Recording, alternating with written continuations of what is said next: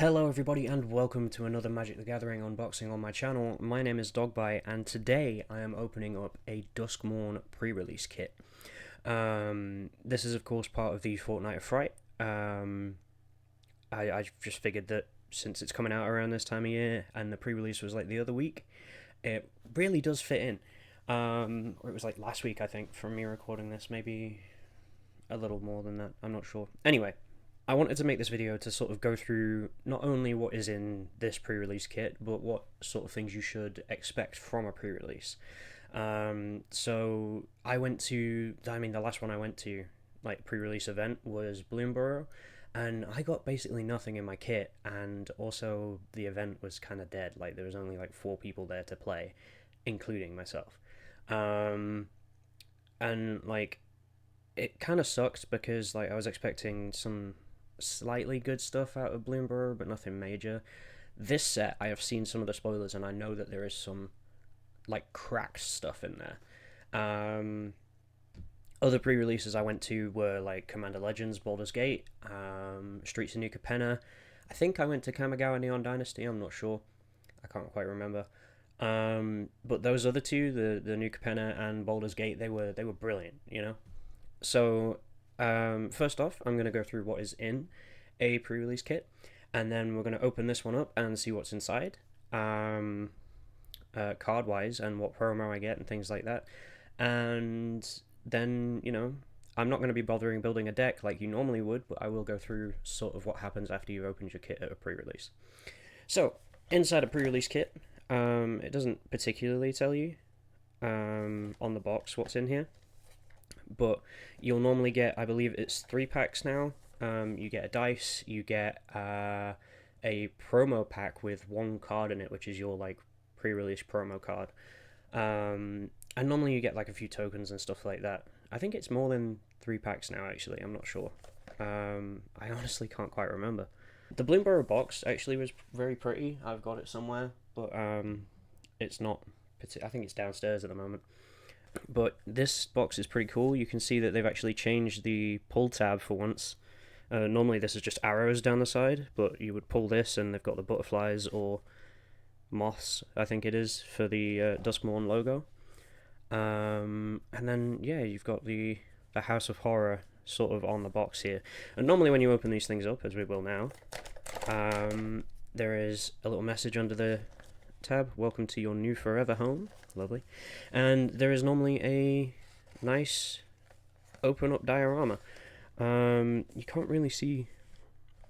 I think the Bloomburrow one was this way, that was the thing, but with this one you can't quite see, but you've got like the demon here, and then a chandelier, 2 locked doors, and some floorboards and some tokens and stuff.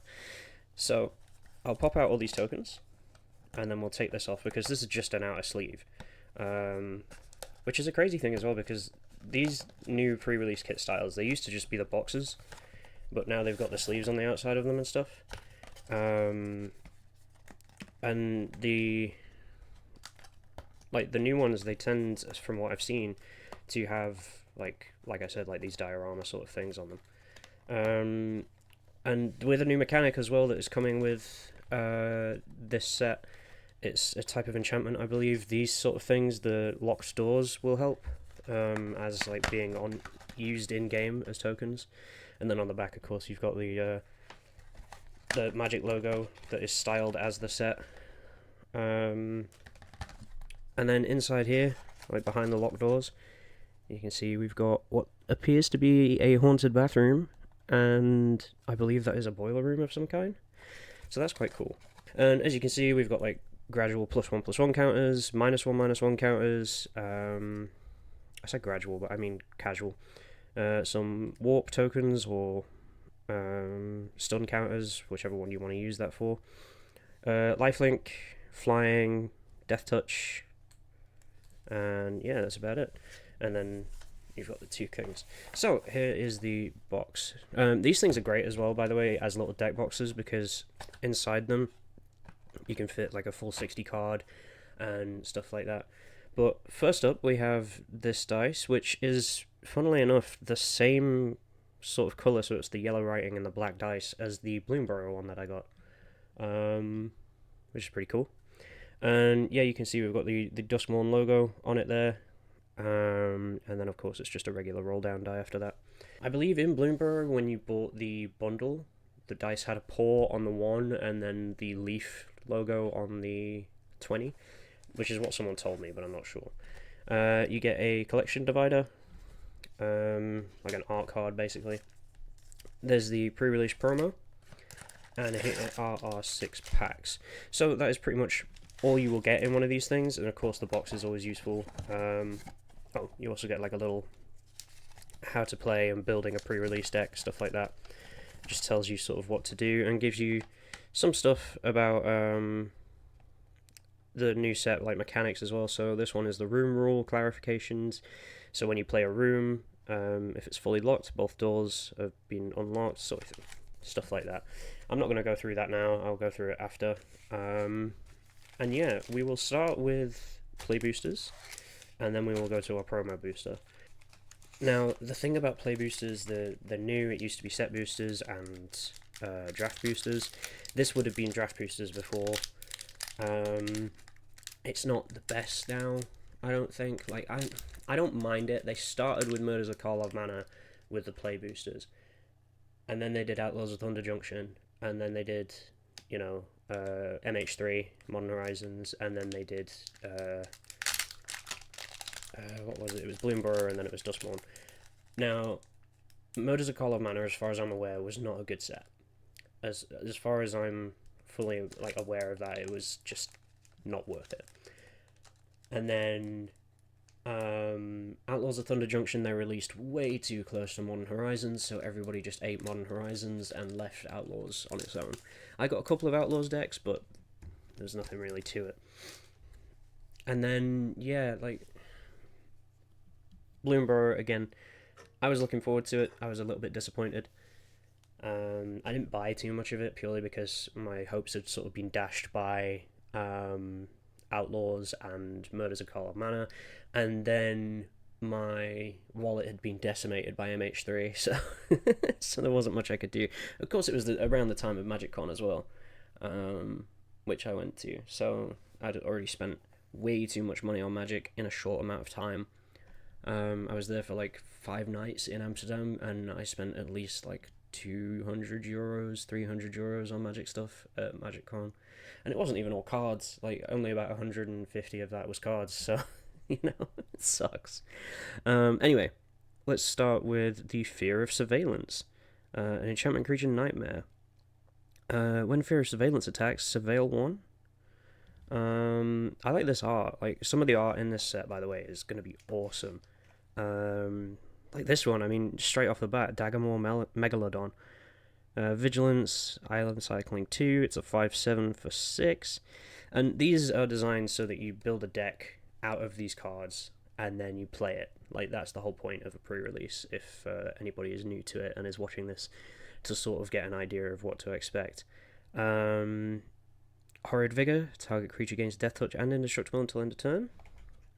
Fear of the Dark, cool. When it attacks, if defending player controls no Glimmer creatures, it gains Menace and Death Touch until end of turn. Creature with Menace can't be blocked except by 2 or more creatures. I'm not sure what Glimmer creatures are. That must be something for the set. A Living Phone. It's an artifact creature toy. Wow, that thing is crazy.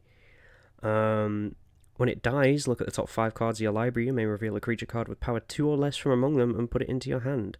Put the rest on the bottom card, on the bottom of your library in any random order. That's not too bad. Twist Reality, counter target spell, brilliant. Manifest Dread, look at the top card of your library and put it onto the battlefield face down as a 2/2, and the other into your graveyard, and then turn it face up any time for its mana cost if it's a creature card. Cool. I actually quite like that one, Twist Reality.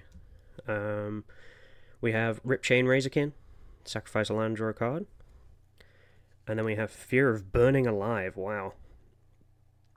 When Fear of Burning Alive enters, it deals 4 damage to each opponent.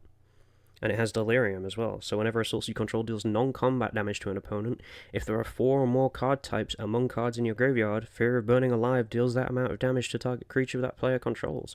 And I believe that sees itself enter as well, so that's pretty good. Getting up to the more uncommon stuff now, we've got Brood Spinner, which is a googly-eyed spider. That's cool. And whenever it enters, Surveil 2. And it has, you can pay 6, tap it, sacrifice it, create a number of 1/1 black and green insects with flying equal to the number of card types among cards in your graveyard. Which isn't that, it cannot be that many at any given point, so that's not great for 6 mana, but I mean, I suppose in, in like just a quick standard build or like a pre-release build, it's going to be quite useful. So we have the Fear of Exposure. As an additional cost to cast the spell, tap 2 untapped creatures and or lands you control. It's a 3 mana 5/4 with trample, so that's not too bad. A Glimmer Seeker. So here we're getting into the like glimmer stuff. Survival. At the beginning of your second main phase, if Glimmer Seeker is tapped, so if you attacked with it in combat, is the essential thing that's trying to say. Draw a card if you control a Glimmer creature. If you don't control a Glimmer creature, create a 1/1 white Glimmer enchantment creature token. Oh, I see. So I guess one of the core sort of things in this set is making those Glimmer creatures. Again, like in Bloomburrow, it would be for like making tokens in general, you know. Kona, Rescue Beastie, is our rare. He's a 4 mana 4/3. He has Survival. At the beginning of your second main phase, if Kona Rescue Beastie is tapped, you may put a permanent card from your hand onto the battlefield, and that is any permanent, so that's pretty strong there. I like that card. And then we have an Etched Cornfield, which looks pretty cool. It's like crop circle and stuff. Enters the battlefield tapped unless a player has 13 or less life. And taps for obviously white or green. That's quite cool. Unable to Scream is a 1 mana blue enchantment, and it's our foil for the pack, saying the enchanted creature loses all abilities and is a toy artifact creature with base power and toughness 0/2 in addition to its other types. So it's a little bit like a cheaper Witness Protection, I think. As long as enchanted creature is face down, it can't be turned face up. That's pretty cool as well. And then we have a Glimmer token, which is very pretty. That's quite cool. It's a nice little rabbit. It's a bit like a Patronus charm. And then on the other side, we have a Manifest token, which is our 2/2 creature. That's quite cool. So that was the first pack. Some pretty, non-cards in there, but also Kona is quite a good pull. And so I believe is Twist Reality is quite good for me personally. Alright, second pack. And we are starting off with a Monstrous Emergence. It is a 2-drop sorcery. As an additional cost to cast this spell, choose a creature you control or reveal a creature card from your hand. Monstrous Emergence deals damage equal to the power of the creature you chose or the card you revealed to target creature. That's quite cool. And here we go with these rooms as well, the enchantment rooms. This is something I'm going to have to look up and sort of read into. Again, the pamphlet with the rules clarification is going to be quite useful. So, if I just read this now. You may cast either half. The door unlocks on the battlefield as a sorcery. As a sorcery, you may pay the mana cost of the locked door to unlock it. So, if I was to play Grand Entryway for 2 mana, when you unlock this door, create a 1/1 white Glimmer enchantment creature token. So, I would pay that. This would go onto the battlefield, this card. I would make a Glimmer. And then, as a sorcery, I can pay 3 and unlock this door and put a 1/1 counter on each of up to 2 target creatures that I control. Well, each of up to 2 target creatures. So that is quite useful. I mean, that mechanic, not necessarily that card. But, yeah. I think there are definitely some ways of working around that where you could make some pretty powerful combos with stuff. Especially because it doesn't matter which half you do first. I could cast Elegant Rotunda first and put counters on things, and then just unlock the other door and put a creature onto the battlefield. And here we go. Here's a card that I was looking forward to, actually, purely because it has Jace in the art. And this is Don't Make a Sound. Counter target spell unless its controller pays 2. If they do, Surveil 2. Again, another 2 mana counter spell, pretty good. Jace kept his mouth shut. but he couldn't shake the feeling that the strange creatures could hear the screaming in his mind, which is pretty cool. And those are some strange creatures. It looks like a lampshade. But yeah, great. Another good pull. Spectral Snatcher. Ward, discard a card. That's pretty good. Swamp Cycling 2, and it is a 6 mana 6/5. That's pretty standard there. Say Its Name is a 2 mana sorcery that says mill 3 cards, and then you may return a creature or land card from your graveyard to your hand. That's pretty good. Exile this card and 2 other cards named Say Its Name from your graveyard, and you can search your graveyard, hand, and or library for a card named Altanak the Thrice Called and put it into the battlefield. If you search your library this way, shuffle, activate only as a sorcery. Ah, so this is like in your deck if you have 3 of these and you play all 3 and then you exile them from your graveyard. It's basically like saying Bloody Mary in the mirror 3 times. Or like Beetlejuice, you know? Something like that. There was a new Beetlejuice movie that came out, actually. I've never really been interested. I've never seen the first one, so it's not really my sort of thing. It's not like I'm gonna go watch it, but yeah, it's I mean, I don't know. It feels like Halloween movies have kind of dropped off.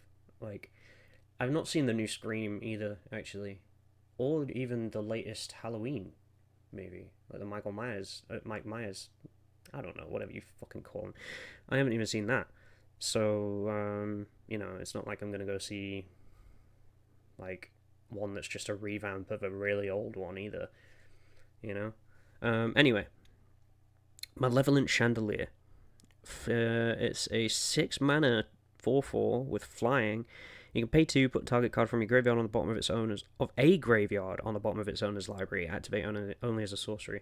That's a pretty good, like, really slow way of reanimating stuff. But I guess if you can, like, you know, you've got to be able to afford it with the 6 mana, and then you've got to be able to get it from the bottom of your library to the top. So you probably want to get it in a deck where you're relatively just shuffling every turn.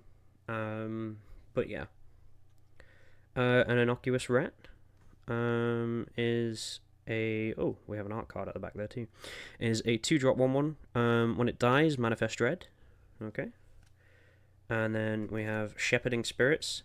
Plane Cycling 2, flying. It's a 6-drop 4/5.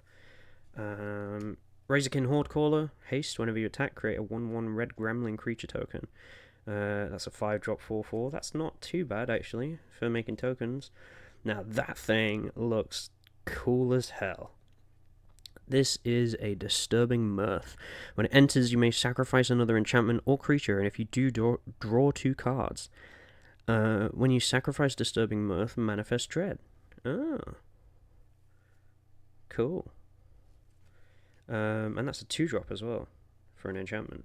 But that art is awesome. Vengeful Possession.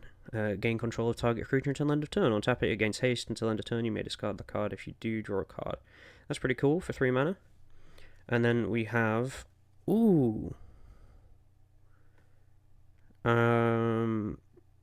A rare land. This is quite nice. Tap for white mana. Tap, add blue. Activate only if you control a plains or an island. That's quite cool. It doesn't enter tapped either, and it's a dual land. That's pretty good, actually. I've not seen a land like that before. So I'm going to go ahead and stick that in here, because I imagine that this might get a little expensive at some point. I'll have to check the price. I will put prices for like the interesting cards in this set that I see here. Like, I'll put them on the screen and stuff. Again, Murky Sewer enters battlefield tapped unless player controls 13. It has 13 or less life.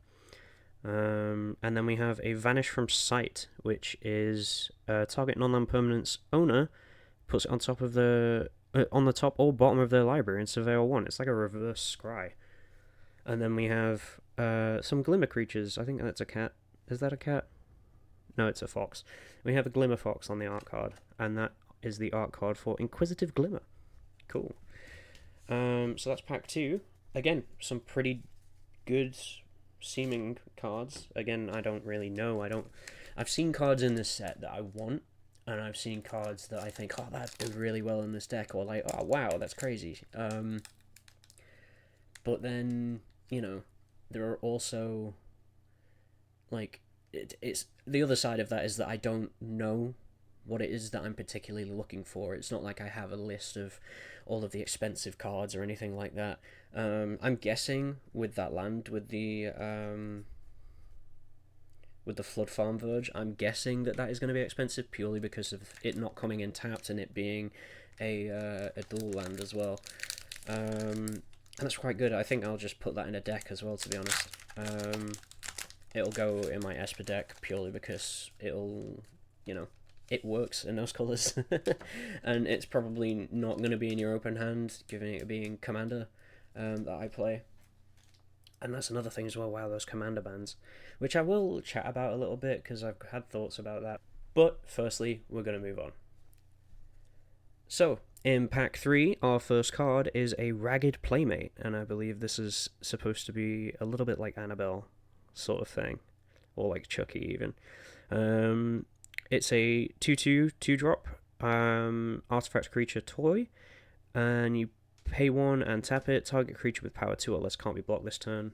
I mean, there's a goblin that does the same sort of thing that you don't have to pay for, I'm pretty sure. That was another thing as well. It was like a twitching doll or something like that. That's one of the cards that I wanted from this set because it makes tokens like 1/0. And again, it'd go great in my token commander deck, the Magnificent 7000, which I've been working on recently, and I've somehow managed to make an impossibly large number of tokens that I'm not comfortable doing the maths with, because of like Helm of the Host and Attack, and then 3 turns later suddenly I'm making an insane amount of tokens that I can't even count, something that would break Arena, that sort of thing. Anyway, we also have a Spineseeker Centipede, which looks cool as hell. Like, that art is crazy. When it enters, search your library for a basic land card, reveal it, put it into your hand, and then shuffle. And then we have Seized from Slumber. It's a 5-drop instant. This spell costs 3 less to cast if it targets a tapped creature, and you destroy target creature. That's pretty cool. And then we have a blue room, which is Slimy Aquarium and Underwater Tunnel, which sounds great. So, when you play Underwater Tunnel, it's a 1-drop. When you unlock this door, surveil 2. And then Slimy Aquarium is 4 mana. And when you unlock this door, manifest Dread, and then put a +1/+1 counter on that creature. So you basically just get a 3/3 for 4 mana. Turn Inside Out. Wow. That is also another like crazy art. It's a 1 red drop for an instant. Target creature gets +3/+0 until end of turn, and when it dies this turn, manifest Dread. Wow, that is crazy. That art is insane. And then we have Slavering Branch Snapper. Cool. Which is a 6-drop 7/6 lizard with trample and forest cycling 2. And then we have Give In to Violence. Target creature gets +2/+2 and gains lifelink until end of turn. That's not too bad for 2 mana. An Overgrown Zealot. It's a mana dork. You can tap it for 1 mana of any colour. It's a 2-drop for 0/4. Add 2 mana of any 1 colour and spend this mana only to turn permanents face up. That's not too bad, actually. That's pretty good. As a little mana dork there. And then we have a Fear of Falling. Whenever Fear of Falling attacks, target creature defending player controls gets -2/-0 and loses flying until your next turn. And that's a 5-drop 4/4 with flying, which is insane. That's pretty good. And then we have another room, which is going to be Defiled Crypt and Cadaver Lab. Defiled Crypt is a 4-drop, and whenever 1 or more cards leave your graveyard, create a 2/2 black horror enchantment creature token. This ability triggers only once each turn. Cadaver Lab, when you unlock this door, return target creature card from your graveyard to your hand. That's pretty cool. So you can start with Defiled Crypt and then just pay 1 for Cadaver Lab to unlock it and then reanimate something into your hand. Basically, well, not reanimate, but you get something back into your hand. And then we have one of these special art cards, which fits the sort of like Ghostbusters kind of vibe, like the retro stuff. And this is a 3-drop sorcery called Under the Skin. It's in green, and it just lets you manifest Dread, and you may return a permanent card from your graveyard to your hand, which is cool. Um, that is actually really cool. And then we have another one of these rare lands. We have Gloom Lake Verge. And this one isn't extended art like the other one. The other one was borderless. This one has borders, but it is the Demir version, the blue and black. It taps for blue, and you can tap it for black only if you control an island or a swamp. This one is again gonna get into the Sleeve Town straight away, because these rare lands, like, I haven't heard about these lands being in the set, but they're pretty cool and I do like them. Anyway, Abandoned Campground enters the battlefield tapped unless player has 13 or less life. And then we have a shiny found footage, which is a 1-drop clue. You may look at face down creatures your opponents control at any time. That's pretty cool. That kind of just gets around the manifest thing, doesn't it, for this entire set? Like, you can just be like, I'm gonna look at what that actually is, and then choose whether or not I destroy the 2/2 that it is currently posing as. That's pretty good. You can sacrifice found footage and surveil 2 for 2 mana, and then you draw a card. That's pretty good. And then you can get a spirit token, which is just star, which means that it's probably from something that says this creature gets plus X. This creature's power and toughness are the amount of land you control, or something like that, with flying, which is quite cool. So yeah, another pretty decent pack, to be honest. Like, there's nothing I can fault there. Some of the things, again, and I think this is just sort of part of sets now, but like, considering how powerful a lot of new cards are, and I'm not one of the people that's like, ooh, power creep with Magic, because you have to admit, like, cards have gotten way more powerful over the years. They have. You think about things like Colossal Dreadmaw. 6 mana, 6/6 with trample. And then that was like a chase card at one point, right? And then now, you've got like the exact same thing for 4 mana. I believe in even this set, if not Bloomburrow, it was one of those two. And I'm paying 4 mana and I've got an indestructible enchantment creature with Perforos, and even then that's an old card.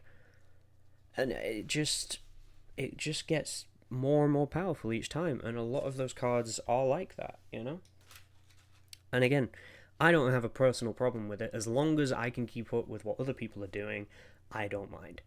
And again, I don't update my decks very often because I try and make them as powerful as possible and then just let them sort of ride out. And it doesn't really happen all too much because of how sort of well built some of my decks are. And I'm not saying that in a sense of like, oh yeah, I know what I'm doing.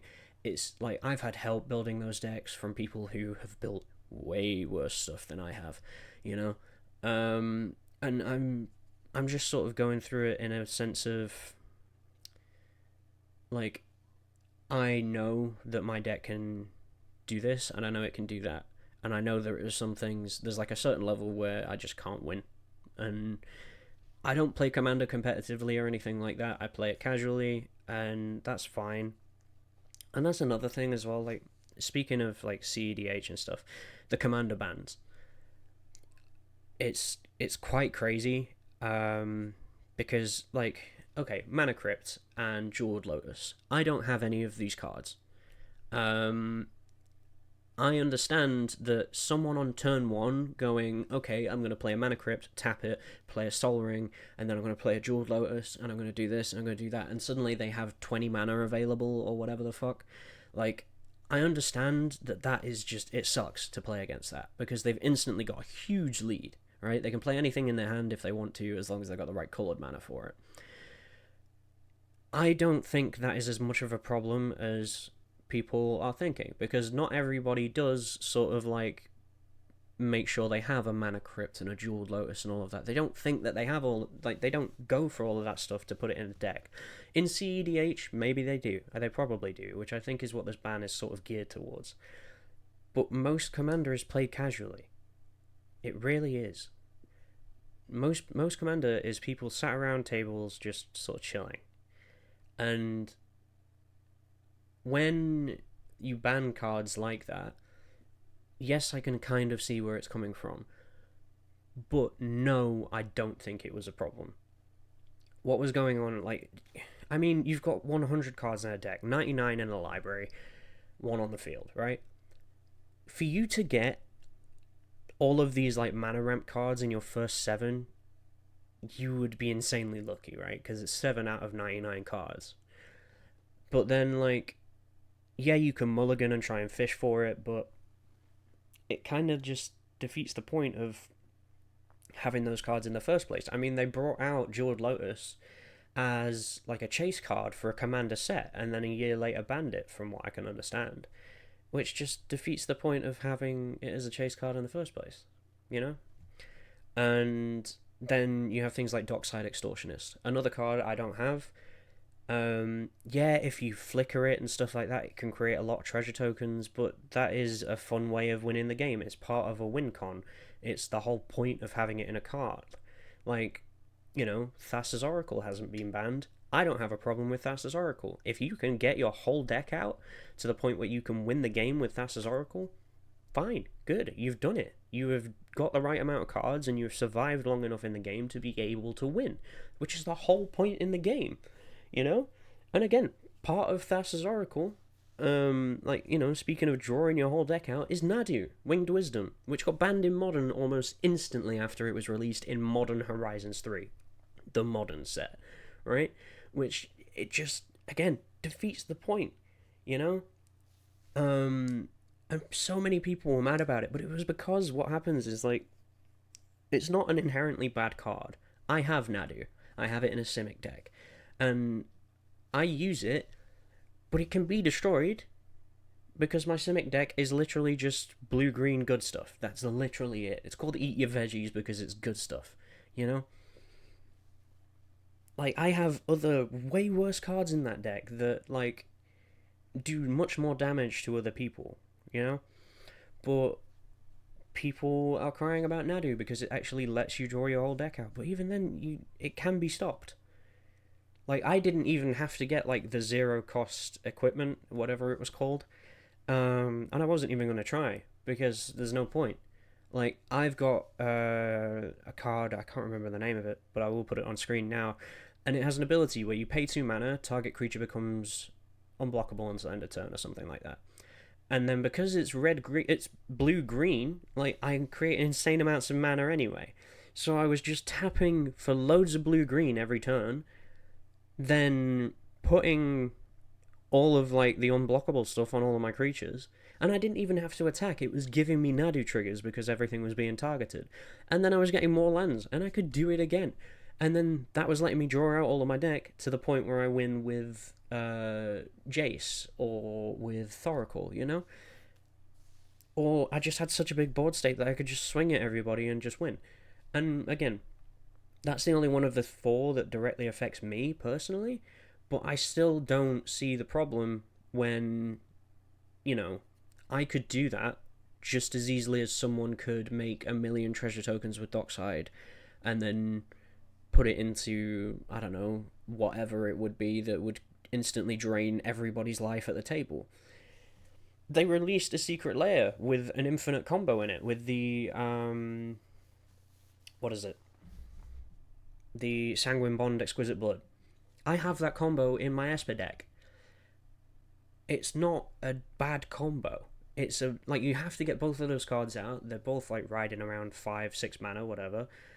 They can be destroyed, there are ways around that, but they can be handled. Same as Dockside can be handled, same as Nadu can be handled, same as Mana Crypt and Jeweled Lotus can be handled. If you're playing against people in a competitive format and you cannot handle something that they are doing, your deck is not something that you should be using in a competitive format in the way that it is. It should be altered. It's on you to, get to a point where you can handle those things. Maybe not right away, maybe you need a couple of turns, but you can destroy it, or you can counter it, or you can remove it in some other way. It's not something that should be that much of a problem for what it is. And I understand I've been talking about this for a while, and what I'm going to do is simply just go back to opening packs, and I will cut this and I will put it at the end of the video.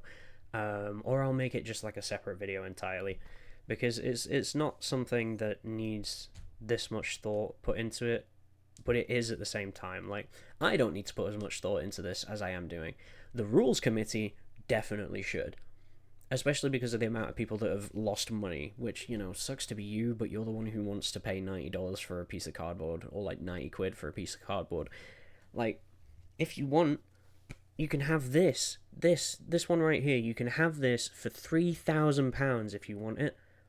It's got the same printing on the back as yours, right? The only difference is that this one is an overgrown zealot. It's a mana dork. It's not a fucking, like, mana crypt. You know, in fact, that is better than a mana crypt. Because it gives you coloured mana. Anyway, on to pack 4. Okay, so starting off pack 4, we have a Piranha Fly, which is a funky looking little dude. He has flying, and he enters tapped. It's a 2-drop 2/1, which is a fish insect, which is quite cool. I suppose that's a good little, like, quick damager. An Appendage Amalgam, which is a 3-drop 3/2 enchantment creature horror. And whenever Appendage Amalgam attacks, it has flash. Surveil 1. So yeah, flash it in and then do some damage with it to get some surveils off. Scorching Dragonfire. Scorching Dragonfire is a 2-drop instant, and it deals 3 damage to each target creature. To target creature or planeswalker. If that creature or planeswalker would die, exile it instead. Very good stuff. That is pretty useful, especially as a 2-drop instant that can take out quite a few different planeswalkers if you do a bit of damage to them first. And then we have, of course, the Unsettling Twins. Aren't they wonderful, eh? And then when it enters, Manifest Dread, and it is a 4-drop 2/2, which says come play with us, which is very nice, isn't it? I'm not going to do that, but okay, enjoy. Vanish from Sight. Target non-land permanent's owner puts it onto the top or bottom of the library, surveil 1. And then we get a Vicious Clown, which looks weirdly like Pennywise, huh? Whenever another creature you control with power 2 or less enters, Vicious Clown gets +2/+0 until end of turn. Pretty cool. Flesh Borrower, which sounds funky. It's got Death Touch. It's a 2/2 for 2. And whenever Flesh Borrower attacks, another target creature you control gains Death Touch until the end of the turn. That's pretty good. Sporogenic Infection. For 2 mana, it's an enchantment. An enchanted creature. So yeah, you enchant a creature. When Sporogenic Infection enters, target player sacrifices a creature other than enchanted creature. When enchanted creature is dealt damage, destroy it. Cool. So it basically just makes things... It gives something like, I get Death Touch no matter what I fight. Like, the other creature gets Death Touch, that sort of thing. That's pretty cool. I like that. That's an uncommon. Wow. A Conductive Machete is a 4-drop uncommon artifact equipment. When it enters, Manifest Dread, and then attach Conductive Machete to that creature. So it's a little bit like Mirrodin. Equipped creature gets +2/+0, and you can equip it for 4. So yes, for those unaware, Mirrodin is basically a mechanic that says you create a, I believe, 1/1 Rebel creature token when a equipment enters, and then you attach the equipment straight to that Rebel. Which is kind of useful in equipment decks, because it just gives you creatures straight away. Definitely the Arena, like, equipment deck, it works on that one quite well. But again, that's kind of built around it by the people who made the game, so they kind of know what they're doing. And then we have a Lionheart Glimmer. Glimmer? Glimmer. A Lionheart Glimmer, which is a 5-drop 2/5 enchantment creature, Cat Glimmer. It has Ward 2, and whenever you attack creatures you control, get +1/+1 until end of turn. Cool. So from what I can understand, is Glimmers are like, you know, like the good creatures. They're like spirits, I guess, that ward off the darkness or some shit like that, and then, you know, you get like all your dark creatures, like your nightmares and your horrors and stuff, which I quite like out of this set. So, we have our first mythic, which is Overlord of the Mistmoors. He looks cool as hell. He looks like a pirate ship. Cool. He has Impending 4 for 4 mana. If you cast this spell for its impending cost, it enters with 4 time counters on it and isn't a creature until the last is removed. So whenever Overlord of the Mistmoors enters or attacks, create a 2/1 white insect creature tokens. Two 2/1 white insect creature tokens with flying. So you can get that ETB trigger straight away for less mana, and then in 4 turns you get the 6/6 creature that he is as well, so that you can activate the other ability by attacking with him, or activate it again rather by attacking with him. That's pretty cool. I like him. And then we get our another mythic in the same pack. That's 2 in 1 pack, which is crazy. We get Nico, Light of Hope, which is the borderless alternate art. Legendary creature, human wizard. Whenever Nico, Light of Hope enters, create 2 shard tokens. Cool. And shard tokens are enchantments with pay 2, sacrifice this enchantment, scry 1, and then draw a card. Cool. That's very nice. And then his bottom ability, or her bottom ability, I don't know, says pay 2, tap it, exile target non-legendary creature that you control. Shards you control become copies of it until the beginning of the next end step. That is crazy for an Azorius card. So when it enters, create 2 shard tokens. And then you pay 2, tap this, exile target non-legendary you control, and then shards you control become copies of it until the beginning of the next end step. And then you return it to the battlefield under its owner's control with the beginning of the next end step. So you get your creature back anyway, but also you basically just double your creature with like phantom copies for a turn. That's pretty cool. I like that. And then we have a nice swamp, which is just a big staircase. And then we have a foil Fear of Infinity. Wow, like an Ouroboros sort of creature going on. And this is Demir, enchantment creature Nightmare. It's flying lifelink. Fear of Infinity can't block. And it has Eerie, which says that whenever an enchantment you control enters and whenever you fully unlock a room, you may return Fear of Infinity from your graveyard to your hand. That's pretty cool, just for a 2/2. That is pretty cool, actually. And then we have an art card at the back, which is Let's Play a Game, which I believe is, of course, a reference to Saw, and goes, I believe, this way up. I'm genuinely unsure as to which way up this card goes. It's one of the two, but the writing on the back is this way up, so I'm assuming it goes this way up, but we'll see. That's pretty cool. I like that pack. That's another one. 2 mythics in 1 pack, which is great. Definitely more than I was expecting. So we're almost there now, and I am hoping that my promo card is a good card, but sometimes they can be kind of trash. My Blueberry card was pretty good, but not in a way that I could use it, unfortunately. And again, the rest of that pack, like, that kit was just terrible. It was bad card after bad card. I could not get more than like 35 cards over like 3 colors that could go into one deck. I would have had to make a 5-color deck and just put whatever I can in and then just work off of hopes and dreams if I was going to play that. And I'm definitely not doing that with deck building. It's ridiculous. Anyway, we have a Wary Watchdog. He's a good boy. He's a 3/1 for 2. And when he enters or dies, Surveil 1. Okay, cool. So, unfortunately, you're supposed to just let him die, which sucks. Anyway, we have a Friendly Teddy, which is a 2-drop artifact creature bear toy. And when he dies, each player draws a card. That's cool. Acrobatic Cheerleader. At the beginning of your second main phase, if Acrobatic Cheerleader is tapped, put a flying counter on it. This ability triggers only once. Okay. Glimmerlight. When Glimmerlight enters, create a 1/1 white Glimmer enchantment creature token. Equipped creature gets +1/+1, and it equips for 1, which is pretty cool. Winter's Intervention. Winter's Intervention deals 2 damage to target creature. You gain 2 life. That's quite cool. Cackling Slasher, Death Touch. Cackling Slasher enters with a +1/+1 counter on it if a creature died this turn. That thing looks awesome. Wow. Some of this card art in this set is just crazy good. I love it. Trapped in the Screen. It's an enchantment for 3 with Ward 2, and whenever it enters, exile target artifact, creature, or enchantment an opponent controls until Trapped in the Screen leaves the battlefield. Cool. We have Dragged to the Roots, which is a Golgari card. It's a 4-drop instant with Delirium, so it costs 2 less to cast as long as there are 4 or more card types among cards in your graveyard. Destroy target non-land permanent, which is pretty useful. Threats Around Every Corner, which is a 4-drop uncommon enchantment.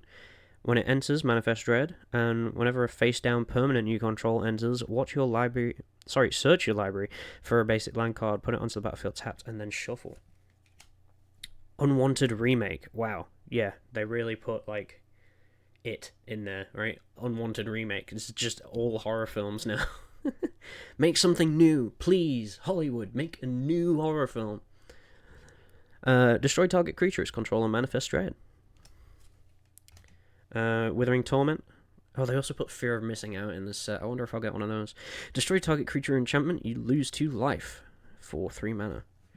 And then we have a rare for Peer Past the Veil. Discard your hand, then draw X cards, where X is the number of card types among cards in your graveyard. And then we have an Etched Cornfield again, but this time it's foil. We have an Appendage Amalgam again. And then now we have, oh, look at this good boy. He's a 4/4 beast token and can't attack or block alone. And then they should have never given us this much power on the back. What the fuck is that? That looks terrible. The graphic design is my passion-ass card. Anyway, that is a cool beast. I like him. Yeah, a couple of cards from this set that I actually want, like I've mentioned before, is the Twitching Doll, I think it's called, which just generates tokens. It gives itself counters, and then you generate tokens for each counter on it, you know. And I'm really looking forward to that. Anyway, come on. We've got another play booster here. Number 6. Last but not the least. And our first card is Glimmer Burst. Draw 2 cards, create a 1/1 white Glimmer. Cool. Terramorphic Expanse, everybody knows what that does. Sack it and get a land. Clockwork Percussionist, which looks cool. When Clockwork Percussionist dies, exile the top card of your library. You may play it until the end of your next turn. Quite cool, and that's just a 1-drop as well. Enter the Enigma. Target creature can't be blocked this turn. Draw a card. A Bedhead Beastie, cool. Is a 6-drop 5/6 with Menace and Mountain Cycling 2. Anthropede, whoa, that thing looks awesome too. That thing looks very cool. When Anthropede enters, you may discard a card or pay 2, and when you do, destroy target room. That's pretty good.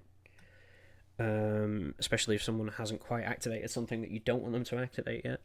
Then we've got Bear Trap, which is a 1-drop artifact with flash. Sacrifice Bear Trap, it deals 3 damage to target creature. Wow. A Balemark Leech. Eerie, whenever enchantment you control enters and whenever you fully unlock a room, each opponent loses 1 life. Cool. That's actually quite useful. I could use that. Fear of Imposters, which is an enchantment nightmare with flash, and whenever it enters, counter target spell. Its controller manifests dread. Wow. And that's a 3-drop for a 3/2 which is a counter spell, which is pretty cool. An Osseous Stick Twister, which, I mean, same. Artifact Scarecrow. Artifact Creature, sorry, Scarecrow. It's got Lifelink and Delirium. At the beginning of your end step, if there are 4 or more card types among cards in your graveyard, each opponent may sacrifice a non-land permanent or discard a card. And then Osseous Stick Twister deals damage equal to its power to each opponent who didn't sacrifice permanent or a card this way. Wow. Then we have a 1-drop Violent Urge, which looks cool. Target creature gets +1/+0 and gains first strike until end of turn. And if there are 4 or more card types among cards in your graveyard, Delirium triggers, and the creature gains double strike until end of turn. Oh my god! We got it! We got the card! We got the most bullshit card! It is a mythic rare 3-drop 3/3 called Screaming Nemesis, which has haste. Whenever Screaming Nemesis is dealt damage, it deals that much damage to any other target. If a player was dealt damage this way, they can't gain life for the rest of the game, which is insane, and I cannot see this lasting a ban wave. Are you kidding me? That, very cool. I'm super happy about that.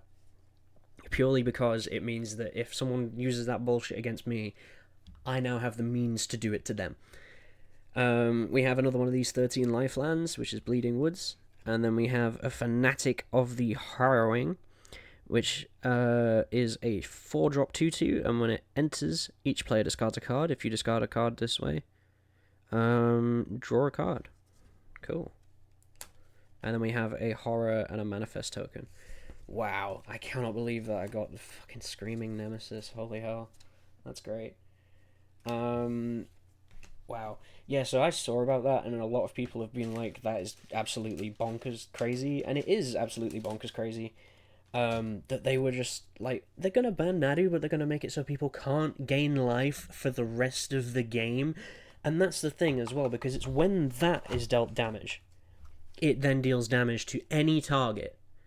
And then that, if that target is a player, they can't gain life for the rest of the game. I can ping this, right, with a lightning bolt. I can ping this with anything in red, because it's in red. I can ping this myself for 1 damage with like shock, or 2 damage with shock, and then and then it's just like, oh well, I mean, you can't gain life, you can't gain life, I can gain life though, so that is insane. That is an absolutely insane card, and I cannot believe that I got it. That's crazy. Super happy with that thing. Ugh. Anyway, I'm going to have a quick tidy, and then we're going to move on to my promo pack. Alright, ladies and gentlemen, it is the moment we have all been waiting for. It is time for the pre-release promo card. There it is. I'm going to just pull out this stuff, and then we have some like locked door tokens, which is pretty cool, along with some other stuff. And then I'm going to keep the arena code hidden, because I'll probably use it myself. And then we are going to look at what this card is. And it is a Hallowed Verge, which is another one of those lands. Wow. And as you can see, it's got the 2024 magic stamp on there. It's also foil as well, which is amazing. I'm just going to instantly stick this in a sleeve. Wow, that is brilliant. And of course, this one is the green and white. It taps for green straight off the bat, and then you can tap it for white and activate only if you control a forest or a plains. That is incredible. I cannot believe that. In fact, I'm going to look up how much these are right after this video, but I'm going to put it in the video as well, how much these are worth.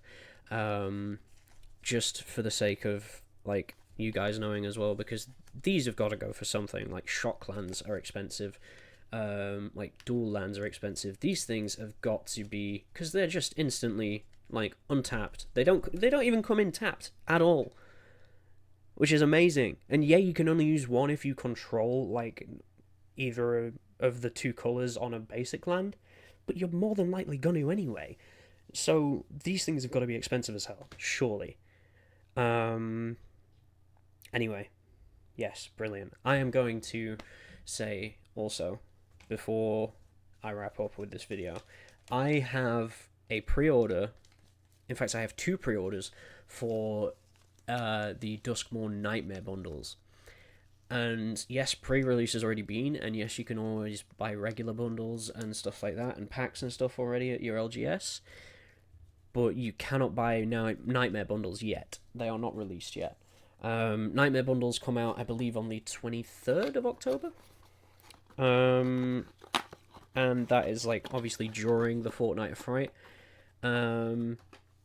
So my video of those things, because I am going to make a video with them, it obviously will not be until after the Fortnight of Fright, but it will be hopefully around that time. As soon as I get them, I'll start recording with them and stuff. Yeah, that's brilliant. That is absolutely crazy. I cannot believe that I got that as a promo. But yes, thank you very much, everybody, for watching.